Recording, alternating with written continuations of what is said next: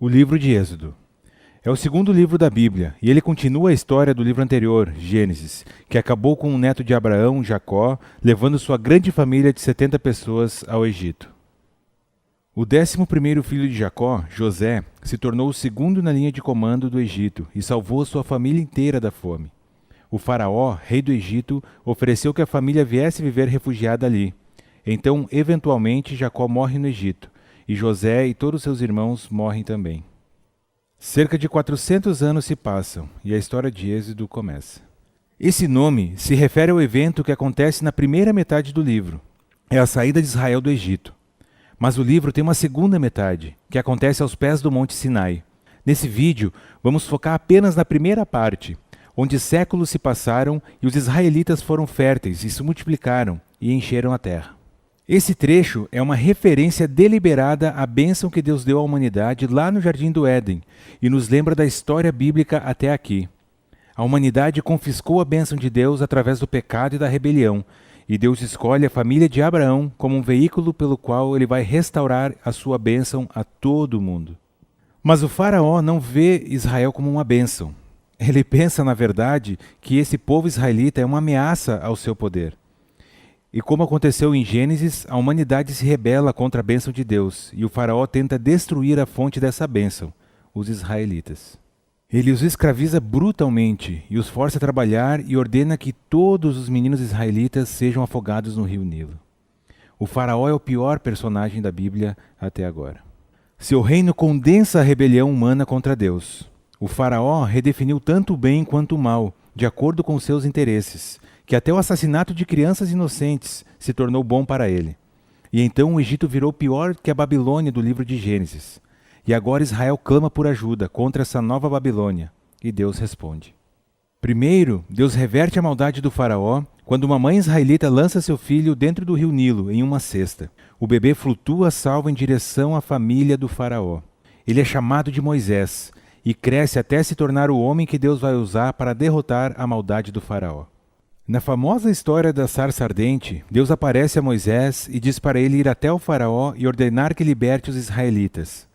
E Deus diz que sabe que o faraó vai resistir, e por isso ele trará seu julgamento ao Egito, na forma de pragas, e vai endurecer o coração do faraó. Aqui somos introduzidos à próxima parte principal da história, o confronto entre Deus e faraó. Agora, o que isso quer dizer? Que Deus vai endurecer o coração do faraó? É muito importante ler essa parte da história bem de perto e na sequência. No primeiro encontro entre Moisés e o faraó, a história diz simplesmente que o seu coração endureceu. Não temos indício de que Deus tenha feito qualquer coisa, e em resposta, Deus manda o primeiro conjunto de 5 pragas, cada uma confrontando o faraó em um de seus deuses egípcios.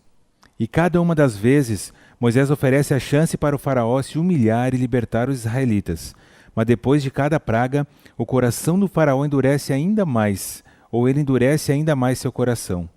E ele está fazendo isso pela sua própria vontade. E é com o segundo conjunto de 5 pragas que nós começamos a ouvir como Deus endureceu o coração do faraó. Então, o ponto da história parece ser que mesmo que Deus soubesse que o faraó iria resistir à sua vontade, ele ainda lhe oferece todas as chances de fazer a coisa certa.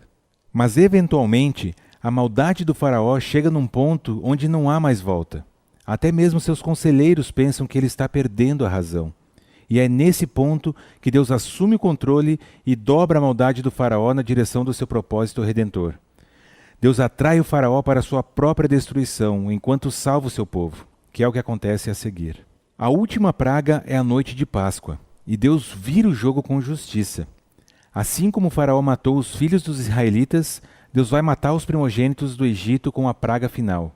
Mas, diferente do faraó, Deus providencia um meio de escapar através do sangue do cordeiro. E aqui a história para e nos apresenta em detalhes o ritual israelita da Páscoa. Na noite anterior à saída de Israel do Egito, eles sacrificam um cordeiro jovem e imaculado e pintam os batentes das portas com seu sangue. E quando a praga divina cai sobre o Egito, ela passa pelas casas cobertas pelo sangue do cordeiro e os seus filhos são poupados. E todo ano, desde então, os israelitas encenam novamente essa noite, para lembrar e celebrar a justiça e a misericórdia de Deus. Mas, por causa do seu orgulho e rebeldia, o faraó perde o seu filho e é compelido a finalmente deixar os israelitas irem. E então acontece o êxodo dos escravos israelitas do Egito. Mas não muito tempo depois de saírem, o faraó muda de ideia. Ele reúne o seu exército e persegue o povo de Israel para um último confronto. Enquanto o povo passa a salvo por entre as águas do Mar Vermelho, o faraó marcha na direção da sua própria destruição. A história de Êxodo termina com a primeira canção de louvor da Bíblia, conhecida por Canção do Mar. E a última linha declara que o Senhor reina eternamente.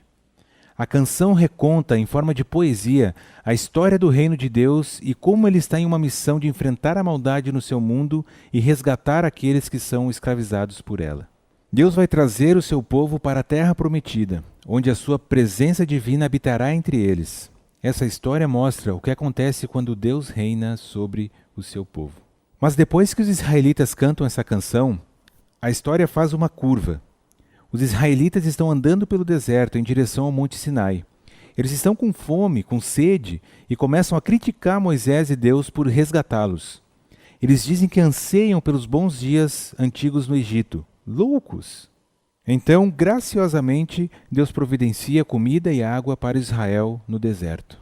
Mas esses relatos lançam uma sombra escura na história, e começamos a nos perguntar: será possível que o coração do povo de Israel seja tão duro quanto o do faraó? Mas, por enquanto, essa é a primeira metade do livro de Êxodo.